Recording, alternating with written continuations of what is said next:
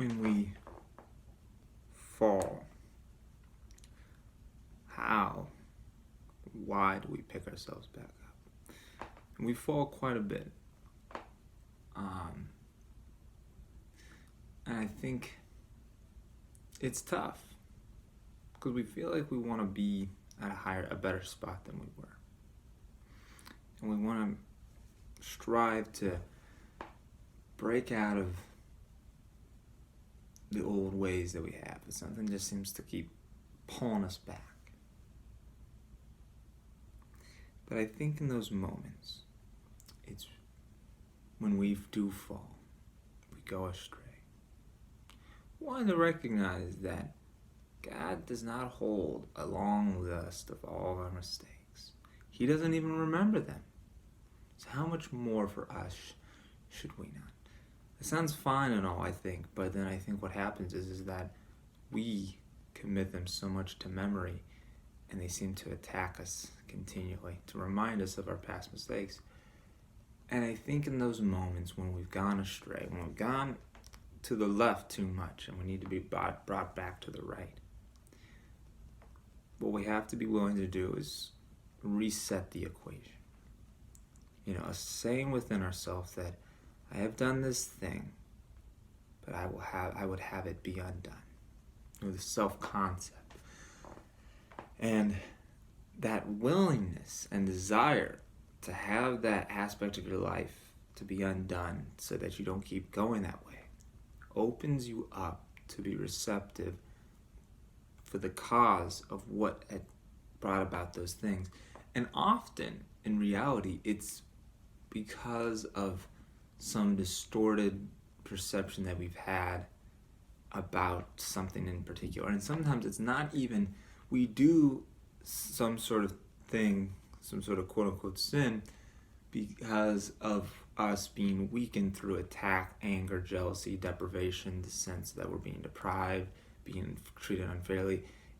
That negative energy, in a sense, causes us, it weakens our, our integrity, but our resolve. And I think what happens is that we lose sight of our function. And our function, simply put, is to forgive. And the Holy Spirit, when we are willing and to be receptive to His Word and His teachings, He helps shows us this new world of peace and love and forgiveness and kindness to our ashen and lonely kingdom. And I think that's why it's so imperative to see the good in others, to regard the thoughtfulness and the kindness and the helpfulness, and not just add up all the mistakes, because God doesn't. So why should we? Because it's not our place to correct, but to forgive, and to forgive ourselves. And as we are, our self bears witness to our brother, and because what you do unto yourself. So sometimes it's measure by measure, bit by bit, and it's amazing how the floodgates just come in, and it's through that forgiveness. It helps open up a whole new world.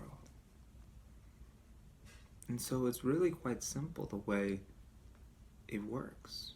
It eliminates all those cloudy complications that we've burdened ourselves with, that the ego would try and burden all of us with, because we don't have to live that way anymore.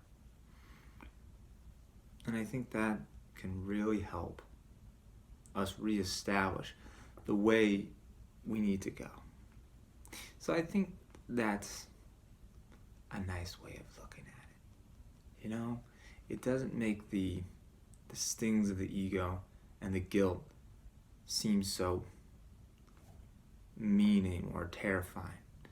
But you got to attest your brother's innocence, because you are all either guilty or we're all either innocent. because your brother can only be one of the two, because we are all we are all equally created, so we must all be equal in that regard. So attesting their innocence, recognizing that there isn't that blood upon their hands, they are not held condemned, they are free as you are. So that's what I got for you there. Thought I could share this as I grow with it, and so we can all get better together, because that's the whole point, that we all find healing in this world, and that's what I bring to you. So hope is help. The comment, the subscribe, the like, what have you. I'm just grateful you were able to come and share some time with me. That's a big one, that gratitude. Okay, I'll see you guys.